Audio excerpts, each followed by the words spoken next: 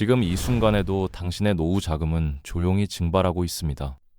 한 달에 겨우 40만 원, 하루로 치면 10,000원 남짓한 돈을 투자하지 않는다는 이유만으로요. 주변에서 주식은 도박이라고 말리는 동안 누군가는 이미 15억짜리 미래를 만들어가고 있거든요. 문제는 시작이 아니라 망설임입니다. 올해가 가기 전에 계좌 하나 열지 않으면 세금 혜택 100만 원을 그냥 날리는 겁니다. 지금부터 당신이 몰랐던 투자의 진실을 하나씩 풀어드리겠습니다. 대한민국 국민들이 드디어 깨어나고 있습니다. 불과 몇 년 전만 해도 주식 투자는 도박이라는 인식이 지배적이었죠. 집안 어른들은 그거 하다가 쪽박 찬다며 말렸고, 주변에서 주식한다고 하면 이상한 눈으로 쳐다봤던 시절이 있었습니다. 그런데 지금은 어떻습니까? 새로 들어선 정부가 주식 투자를 적극 장려하고 있고 관련 제도들이 빠르게 바뀌고 있거든요. 이건 단순한 정책 변화가 아니라 국가 경제 체질을 바꾸려는 움직임입니다. 미국을 보세요. 그들이 왜 세계 최강국인지 아십니까? 전 국민이 투자를 일상으로 받아들이기 때문입니다. 우리도 이제 그 길로 접어들고 있는 겁니다. 그런데 요즘 환율이 높아지니까 사람들이 불안해합니다. 이거 IMF 오는 거 아니야? 라는 말까지 나오더군요. 천만의 말씀입니다. 지금의 고환율은 위기가 아니라 현상의 변화예요. 과거 IMF 때는 은행들이 줄줄이 무너졌습니다. 금융 시스템 자체가 붕괴했던 거죠. 기업들도 연쇄 도산했고요. 하지만 지금은 완전히 다릅니다. 은행들은 돈이 넘쳐나고 대부분의 기업들도 건전한 재무 구조를 유지하고 있거든요. 그럼 왜 환율이 오르냐고요? 과거엔 미국 주식을 살 수가 없었습니다. 그런데 지금은 누구나 손쉽게 해외 투자를 하잖아요. 수많은 사람들이 달러를 사서 미국 주식시장으로 돈을 보내니까 환율에 영향을 주는 겁니다. 이건 경제 위기가 아니라 투자 패턴의 변화입니다.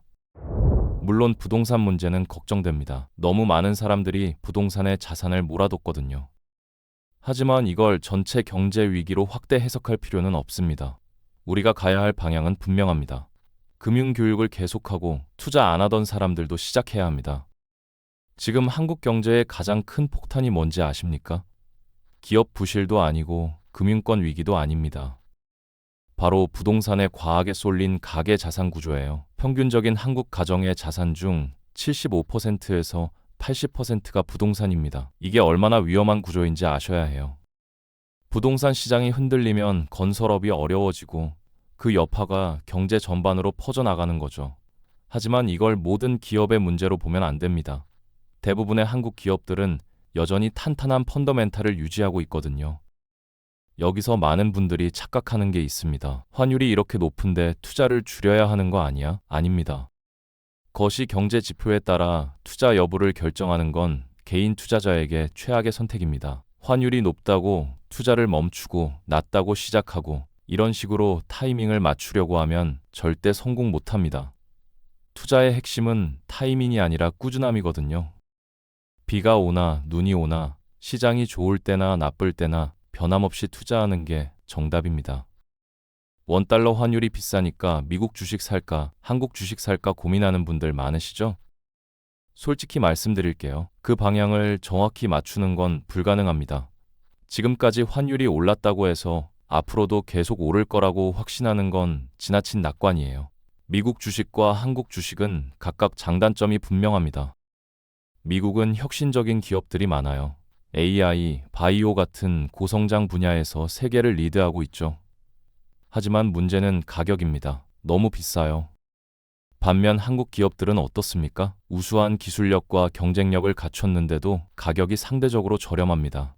결국 본인이 어디에 더 비중을 두느냐의 문제입니다. 성장성을 중시한다면 미국 비중을 높이면 되고 가격 매력을 본다면 한국에 더 투자하면 됩니다. 정답은 없어요. 앞으로 5년 한국 기업들에게 엄청난 기회가 옵니다. AI 기술의 확산과 제조업의 부활이 동시에 일어날 거거든요. 지금 많은 사람들이 한국 주식을 저평가됐다고 말하는데 5년 후에도 저평가일까요? 그건 아무도 모릅니다. 하지만 한 가지는 분명합니다. 한국 기업들이 향후 5년간 비약적으로 성장할 거라는 겁니다. 글로벌 AI 혁명의 중심에 한국 기업들이 서 있고 첨단 제조업에서 우리만큼 경쟁력 있는 나라가 많지 않거든요. 그런데 왜 한국 주식은 계속 저평가를 받아왔을까요? 기업 지배구조 문제 때문입니다. 주주들의 권익이 제대로 보호받지 못했던 거죠. 대주주들만 배불리고 소액 주주들은 소외됐습니다. 하지만 지금 상황이 바뀌고 있어요. 상법이 개정되고 있고 주주 이익을 대변하기 위한 법적 장치들이 속속 마련되고 있습니다. 이런 개혁이 계속되면 어떻게 될까요? 한국 주식시장의 매력도가 확 올라갑니다. 외국 투자자들이 한국이 달라지고 있구나라고 느끼는 순간 자본이 몰려들기 시작합니다. 이른바 코리아 디스카운트가 해소되는 거죠. 여기서 중요한 건 우리의 자세입니다. 단순히 주가가 오르기만 기다리는 게 아니라 기업이 성장하는 과정에 동참한다는 주주의식을 가져야 해요. 그리고 투자 결정을 할 때 남의 말만 듣지 마세요. 전문가가 이거 좋다고 해서 무작정 따라가면 안 됩니다. 본인만의 판단 기준을 세워야 합니다. 미국 주식이 좋다는 사람도 있고 한국 주식이 좋다는 사람도 있어요. 둘 다 맞을 수도 있고 둘 다 틀릴 수도 있습니다. 중요한 건 당신이 어떤 기업의 성장을 믿느냐입니다. 믿음이 있으면 미국이든 한국이든 투자하면 되고 둘 다 좋다면 분산하면 됩니다. 투자는 결국 자기 자신과의 싸움이거든요. 주식 투자 한 번도 안 해본 사람들이 가장 많이 하는 실수가 있습니다. 처음부터 개별 종목을 고르려고 덤비는 거예요. 삼성전자 살까? SK 하이닉스 살까? 이런 고민부터 시작하는데 이건 정말 위험합니다. 개별 종목 투자는 시간도 많이 들고 공부도 엄청 해야 하거든요. 기업 분석, 재무제표 읽기, 업계 동향 파악까지 해야 하는데 초보자가 감당하기 어렵습니다. 그래서 제일 먼저 권하는 게 ETF입니다. 상장 지수 펀드라고 하는데 쉽게 말하면 여러 기업을 한 바구니에 담아놓은 상품이에요. 특히 연금저축계좌를 활용하세요. 왜냐고요? 세금 혜택이 어마어마하거든요. 1년에 600만 원을 넣으면 약 10,000원 정도를 세금으로 돌려받습니다. 15% 환급이에요. 공짜로 100만 원 주는데 안 받을 이유가 있습니까? 그리고 매일 10,000원씩만 투자해도 됩니다. 한 달이면 30만 원이죠. 부담스럽지 않잖아요. 이렇게 꾸준히 사는 게 핵심입니다. 그런데 사람들이 또 욕심을 냅니다. 에이, ETF는 수익률이 낮잖아. 대박 종목 하나 찾아서 몰빵하면 빨리 부자 되는 거 아니야? 이게 가장 위험한 생각입니다.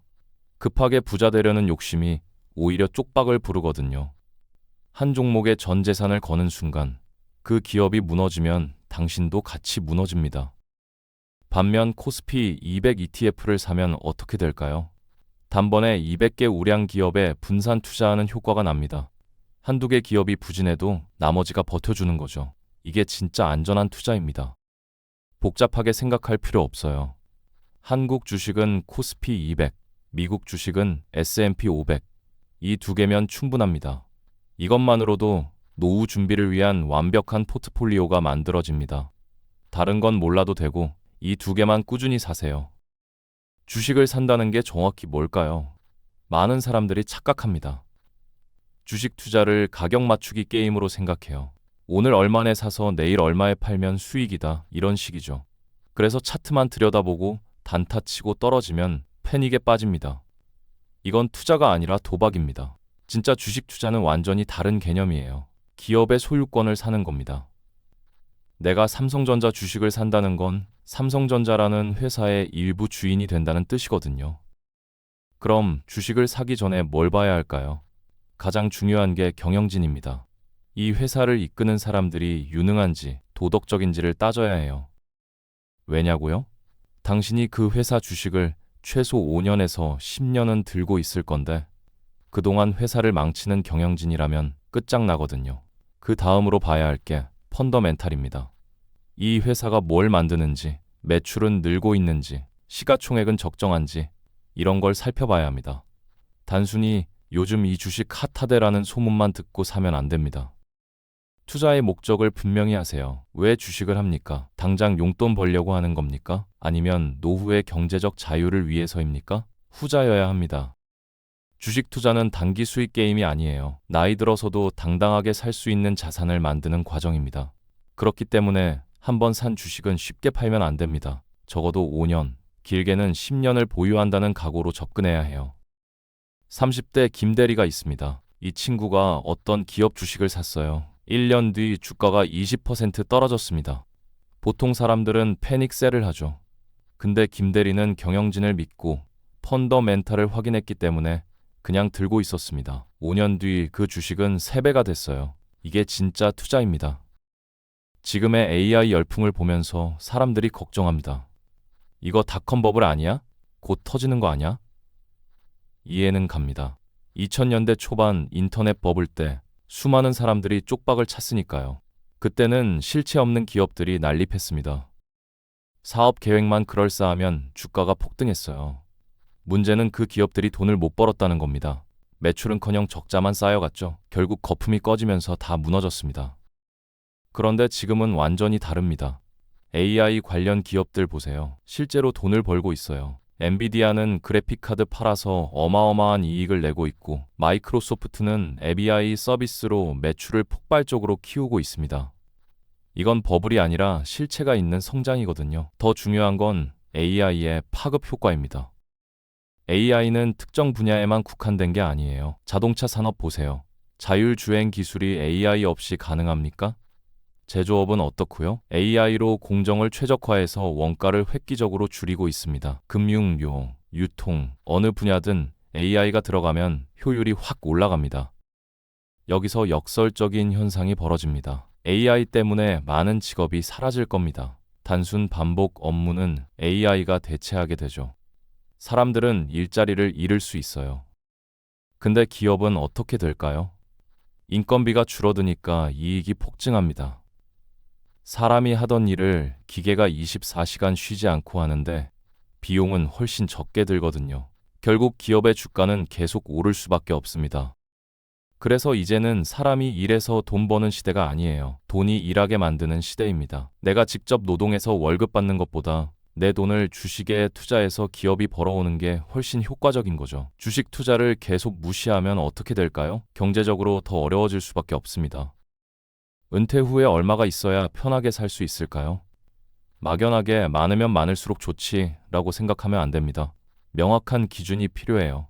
가장 간단한 공식이 있습니다. 1년 생활비의 25배를 모으세요. 예를 들어 1년에 5천만 원으로 생활한다면 12억 5천만 원이 필요합니다. 왜 24배냐고요? 100세 시대니까요. 60세에 은퇴하면 40년을 더 살아야 하는데 그동안 자산을 조금씩 쓰면서도 운용 수익으로 버티려면 이 정도는 있어야 합니다. 문제는 대부분의 사람들이 이 정도 자산을 모으지 못한다는 겁니다. 그럼 어떻게 해야 할까요? 지금부터라도 투자 비중을 확 늘려야 합니다. 나이별로 전략이 달라져요. 20대라면 시간이 충분하니까 월급의 10%만 투자해도 됩니다. 복리의 마법이 30년, 40년 동안 작용하면 엄청난 자산이 만들어지거든요. 30세부터 매달 30만 원씩 투자하면 60세에 은퇴할 때 10억 원 이상이 모입니다. 시장이 더 좋으면 20억도 가능하고요. 근데 40대는 다릅니다. 10%로는 절대 안 돼요.